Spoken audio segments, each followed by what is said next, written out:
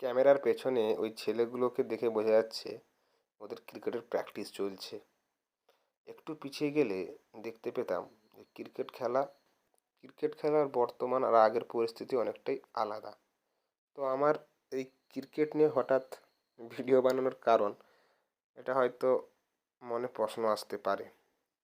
তো কারণ নম্বর এক, এটা আমার ছোট ভাই। ও আজকে প্রথম গ্রাউন্ডে এসছে। ও এমনিতে খুবই শান্ত ছেলে। আমার গ্রামের সব মানুষই জানে যে খুব শান্ত ছেলে, এর মতন শান্ত আর একটাও নেই। তো ক্রিকেট খেলতে এসে তার কোচ তাকে ট্রেনিং করাচ্ছে। এটা আমার বোন, ওরা একসঙ্গেই ভর্তি হয়েছে। তো দুজনেই কোচিং ক্যাম্পে নতুন শুরু। তো ভাই যখন আসবে বোনও আসবে, তো ওই জন্য দুজনই এসছে। তো তাকে তার কোচ শ্যাডো করাচ্ছে। তো তার শ্যাডোটা দেখলে বোঝা যাবে যে কতটা শান্ত।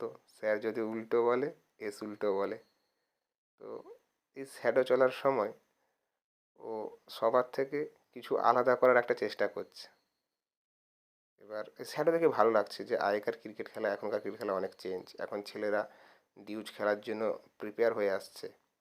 তো শ্যাডো শেষ হওয়ার পরে ব্যাট করতে যাওয়ার আগে ওর কোচ ওকে ব্যাট ধরানো শেখাচ্ছে। দেখি কোচ ওকে কতটা মানুষ করতে পারেন। এবার ওকে যখন বলা হয় যে পা সামনের দিকে নিতে, পা পেছনের দিকে নিতে, নি ব্যান্ড করতে, ও ঠিক উল্টোটা করে। পা জুড়ে দেয়, না হলে পাকে আর একটু এদিক সেদিক করে নেয়। তো কোচ তাকে ব্যাট ধরা শেখাচ্ছে। তো এটা দেখে মনে পড়ে যে আমরা যখন ছোটোবেলায় খেলতাম।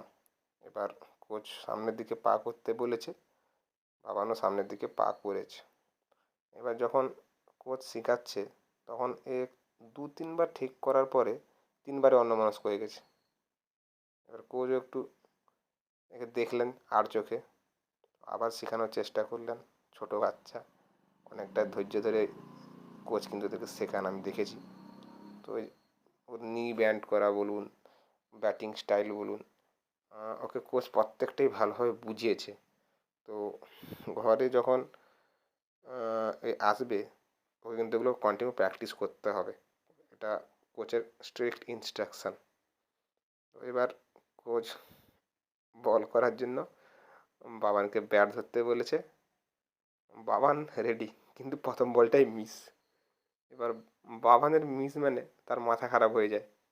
তাকে কোচ আবার শেখাচ্ছে যে আবার শ্যাডো করো, কীভাবে খেলবে, পা কোন দিকে নেবে। এবার সেকেন্ড বলটা কানেক্ট হয়েছে।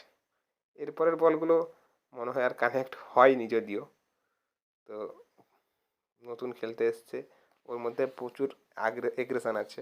তো উৎসাহ প্রচুর থাকে এর মধ্যে সব কাজে। ওকে আসার আগে ফিজিক্যালি ওয়ার্কআউট করেছে কোচ। এবার মাম্মামকে ব্যাট দেওয়া হয়েছে। মাম্মাম বলের ওপর নজর রেখেছে এবং প্রথম বলটা ভালো স্ট্রোক করেছে। তারপরের বলগুলো মোটামুটিও স্ট্রোক করেছে, ব্যাটে নিয়েছে।